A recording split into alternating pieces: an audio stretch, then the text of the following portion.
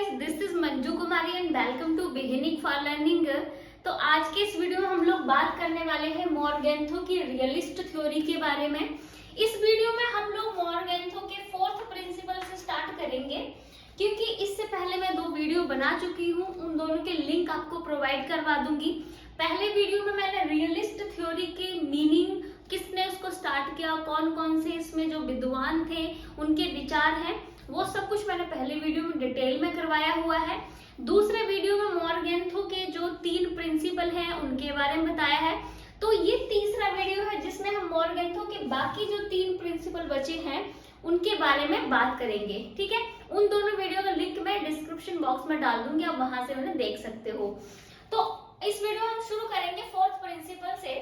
मॉर्गेंथो का जो fourth principal है वो कहते हैं कि abstract moral principles cannot apply to politics, cannot be applied। ठीक है, मॉर्गेंथो कहते हैं कि जो abstract moral principles होते हैं, यानी जो अमूर्त, अमूर्त का मतलब जिन्हें आप छू नहीं सकते, जिन्हें आप जो है वो देख नहीं सकते, सिर्फ महसूस कर सकते हो, उनको अमूर्त यानी abstract कहते हैं। ठीक है, तो मॉर्गेंथो कहते हैं कि इस तरह के जो अमूर्त मूल्य होते हैं, नैतिक मूल्य होते हैं, मॉर्गेंथो कहते हैं उनको आप जो है वो राजनीति पर या किसी राज्य पर लागू नहीं कर सकते, उनको लागू नहीं किया जा सकता है।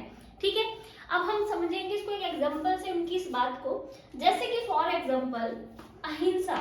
ठीक है, इसकी बात जो है वो महात्मा गांधी जी करते हैं। ठीक है, तो अहिंसा, जैसे कि महात्मा गांधी जी को ही देख लीजिए।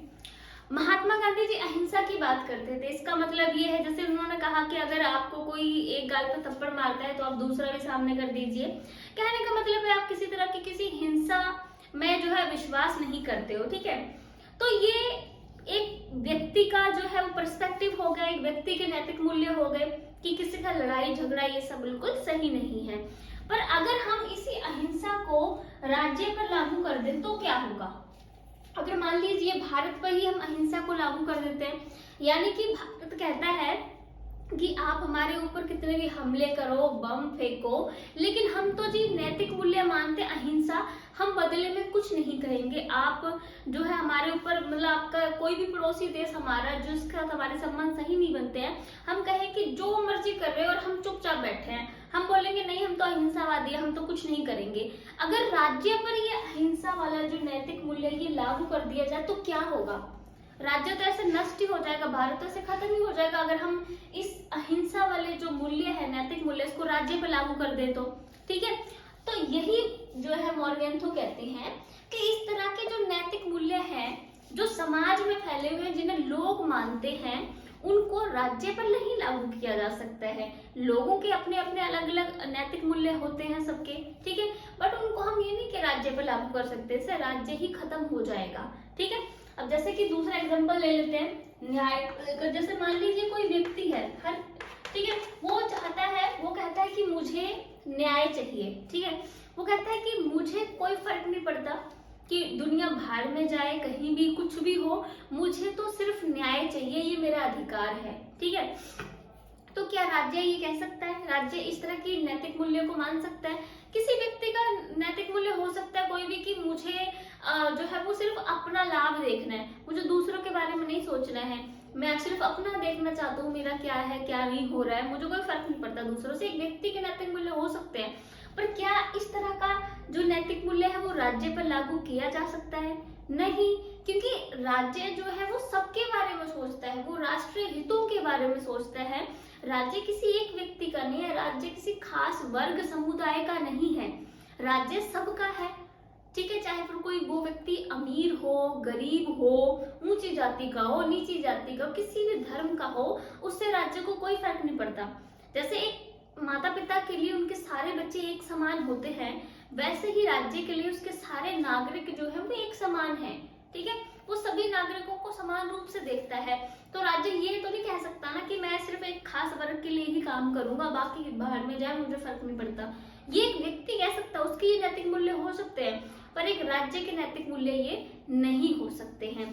तो मॉर्गेंथो यही कहते हैं कि इस तरह के जो अब्स्ट्रैक्ट मॉरल प्रिंसिपल्स हैं उनको हम राज्य पे लागू नहीं कर सकते। पर इसका मतलब ये नहीं है कि मॉर्गेंथो इस तरह के नैतिक मूल्य को जो है वो महत्व नहीं देते हैं, बहुत महत्व देते हैं और कहते भी हैं कि इस तरह के नैतिक मूल्य राज्य में होने भी चाहिए। पर वो कहते हैं कि ये जो नैतिक मूल्य हम मान रहे हैं उनको जो है मतलब विवेक और बुद्धि के आधार पर ही जो है वो मानना चाहिए, बिना सोचे समझे आप कोई भी मूल्य राज्य पर लागू ना कर दे। ठीक है, यानी वो कहते हैं कि विवेक और बुद्धि के साथ ही आप उन मूल्यों को लागू करें। ठीक है, विवेक, बुद्धि और इसके संभावित परिणामों के बारे में सोचकर। ठीक है, जैसे कि फॉर एग्जांपल संभावित परिणामों के बारे में सोच के कि अगर हम अहिंसा का जो सिद्धांत, अब ऐसा तो है नहीं कि भारत में अहिंसा का सिद्धांत जो है वो भारत राज्य पे है ही नहीं।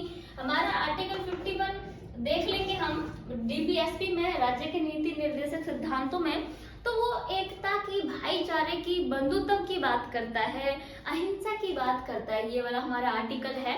तो भारत राज्य पर भी जो है इस तरह के जो नैतिक मूल्य है वो लागू होते हैं।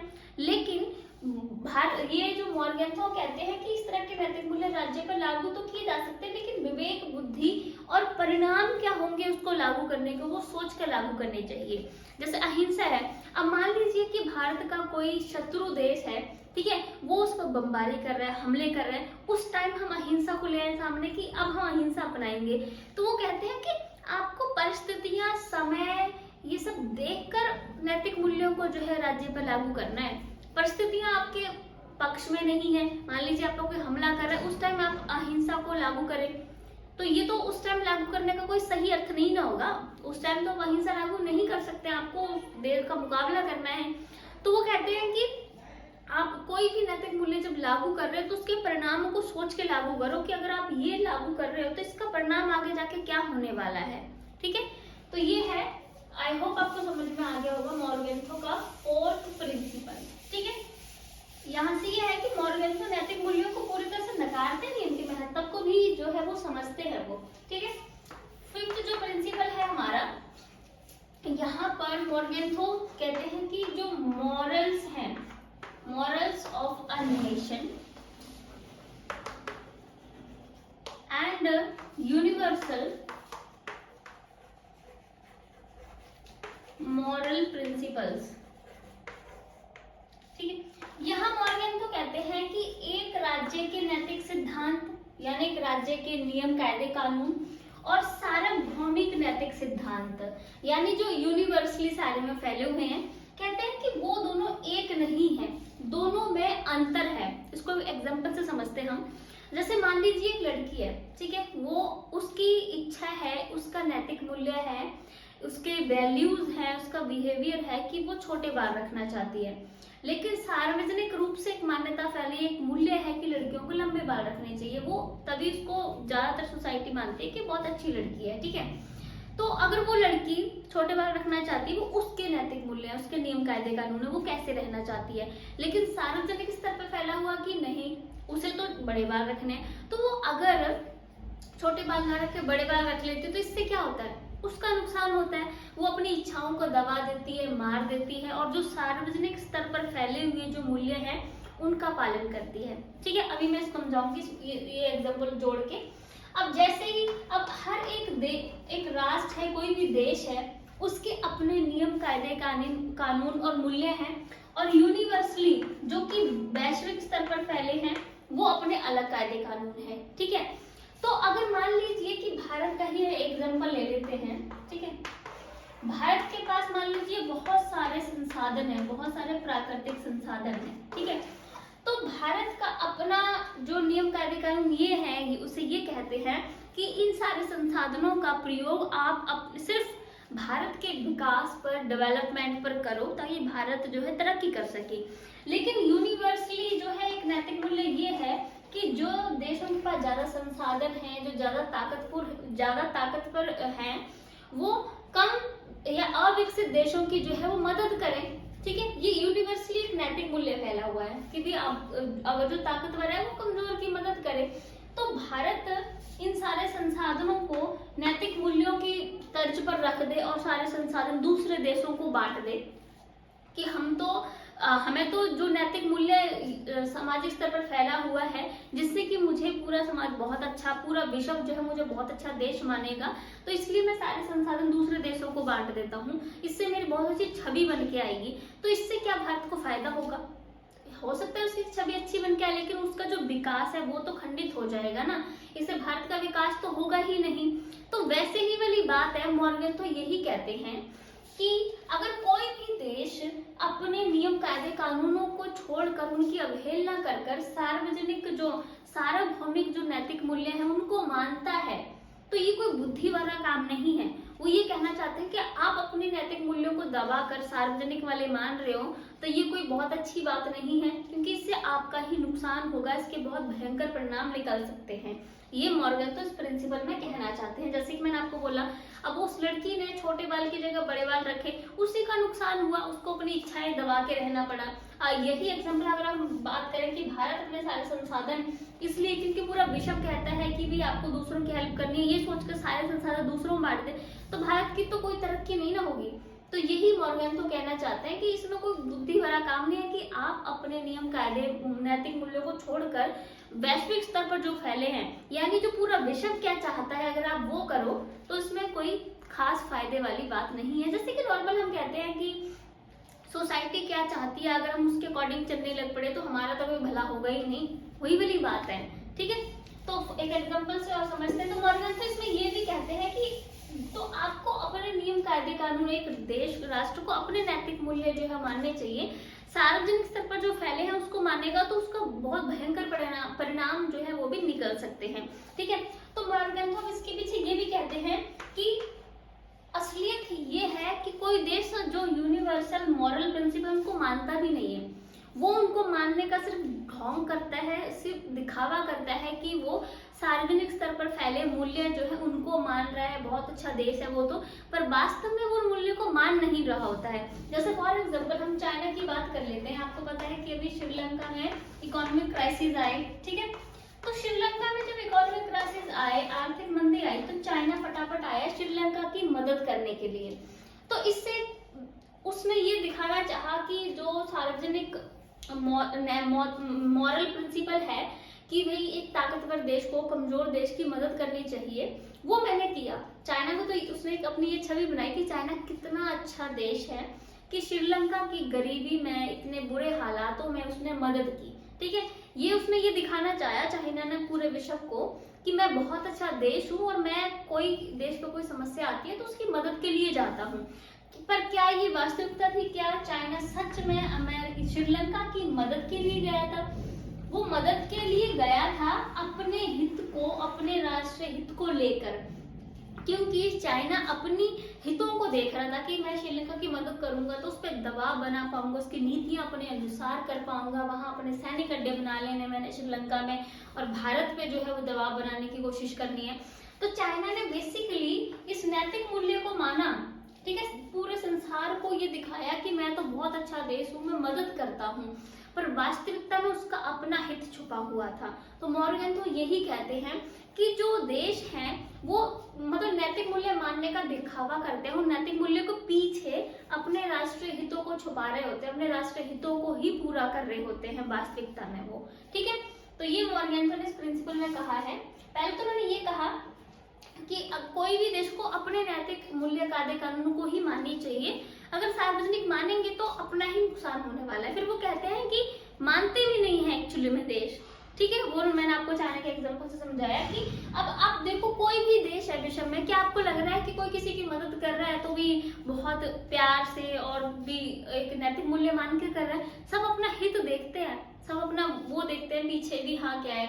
ठीक है, अब जैसे हम लोग यहाँ पर बात कर लेते हैं चाइना के साथ में ये सारी चीजें हैं, चाइना इसकी हेल्प क्यों कर रहा है? चाइना अपने जो छोटे एशिया के छोटे छोटे देश हैं, जैसे बांग्लादेश हो गया, श्रीलंका हो गया, इनकी मदद क्यों करता है?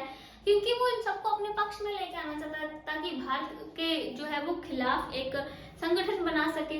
ठीक है, तो यही कहना चाहते हैं मॉर्गन तो कि कोई नैतिक मूल्यों को कोई भी देश मानता भी नहीं है, वो सिर्फ अपने हित, अपने राष्ट्रीय हित जो है पीछे से पूरे कर रहा होता है। ठीक है, अब हम लोग बात करेंगे फिफ्थ प्रिंसिपल की, जो कि लास्ट प्रिंसिपल है। सॉरी सिक्स्थ प्रिंसिपल, फिफ्थ तो कर दिया हमने। सिक्स्थ प्रिंसिपल में अब मॉर्गेंथो के जो हमने सारे प्रिंसिपल पढ़े, 3 हालांकि मैंने दूसरे वीडियो में करवाए हुए हैं, उनके से 2 दृष्टिकोण, 2 पर्सपेक्टिव निकल के आते हैं मॉर्गेंथो के से। एक तो वो बौद्धिक दृष्टिकोण की बात करते हैं, ठीक है, और दूसरी वो नैतिक दृष्टिकोण की बात करते हैं। बौद्धिक दृष्टिकोण में मॉर्गेंथो जो कहते हैं कि जो इंटरनेशनल पॉलिटिक्स है वो शक्ति के लिए संघर्ष है। सारे देश जो है वो सिर्फ अपने लाभ, अपने राष्ट्रीय हित के लिए कार्यरत हैं। सारे जो राष्ट्र हैं, सारे राज्य हैं, वो शक्ति प्राप्त करना चाहते हैं ज्यादा से ज्यादा। क्यों? ताकि वो अपने लाभ को, अपने राष्ट्रीय हितों को पूरा कर सकें। अभी विषम में इंसानों को ही ले लीजिए, अगर हम लोग बात करते हैं, सारे लोग ज्यादा पावरफुल बनना चाहते हैं। क्यों बनना चाहते हैं? ताकि अपने लाभ कमा सके ना, अभी अपना भला कर सके। तो मॉर्गेंथो बौद्धिक दृष्टिकोण से यही कहते हैं कि हर एक देश जो है वो शक्ति के लिए संघर्ष कर रहा है, ज्यादा पावरफुल बनना चाहता है विषम में, ताकि वो अपने राष्ट्रीय हितों को पूरा कर सके। नैतिक मूल्य में वो कहते हैं कि ये जो राष्ट्र है शक्ति के लिए जो संघर्ष कर रहे हैं वो कुछ नैतिक कायदे कानूनों, कुछ प्रिंसिपल्स के अकॉर्डिंग कर रहे हैं, ठीक है। जैसे कि फॉर एग्जाम्पल मैंने आपको अभी समझाया था कि मॉर्गेंथो ने बोला कि कोई भी देश, हर एक देश बेसिकली अपने राष्ट्रीय हितों को पूरा कर रहा है, लेकिन वो मॉरल प्रिंसिपल्स के पीछे छुप कर रहा है। मतलब एक बार से ना कि अपने अच्छा जो हिस्सा है वो आगे दुनिया को दिखा रहा है, लेकिन अंदर उसके अपने ही लाभ, अपने ही हित छुपे हुए हैं, ठीक है। तो इस तरह से मॉर्गेंथो जो है वो इंटरनेशनल पॉलिटिक्स को ना तो आदर्शवादी मानते हैं, ना ही वो इसे कानूनी मानते हैं, ठीक है। इंटरनेशनल पॉलिटिक्स को ना तो वो कानूनी मानते हैं, ना उसको वो आदर्शवादी मानते हैं, और ना ही वो उसको नैतिक मानते हैं, ठीक है।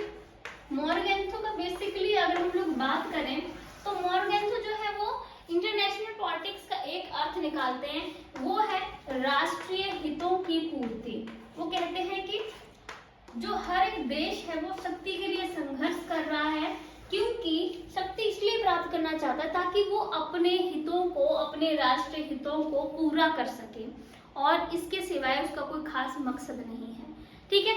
तो ये हम लोगों ने अभी 6th प्रिंसिपल में बात की। मॉर्गेंथो के पूरे 6 प्रिंसिपल जो है वो डिटेल में मैंने करवा दिए हैं। 3 ये वीडियो है, इसमें दोनों पहले वाले वीडियो का लिंक प्रोवाइड करवा दूंगी। नेक्स्ट वीडियो में हम लोग बात करेंगे मॉर्गेंथो की जो एक थ्योरी है ये पूरी, उसका इवेल्युएशन यानी उसके क्रिटिसिज्म पे हम लोग बात करेंगे कि क्या उनके इस सिद्धांत की वैल्यू है, क्या उनके सिद्धांत में कमियां रह गई हैं। तो अगर आपको ये वीडियो अच्छा लगे तो लाइक शेयर सब्सक्राइब जरूर करें, और अगर आपको ऐसे ही कोई भी, चाहे फिर वो हिस्ट्री का हो, पॉलिटिकल साइंस या सोशियोलॉजी का कोई टॉपिक हो जो आपको मुझसे पढ़ना है, तो आप उस टॉपिक का नाम बता सकते हैं, मैं वो डिटेल में यहाँ करवा दूंगी। Thank you so much guys.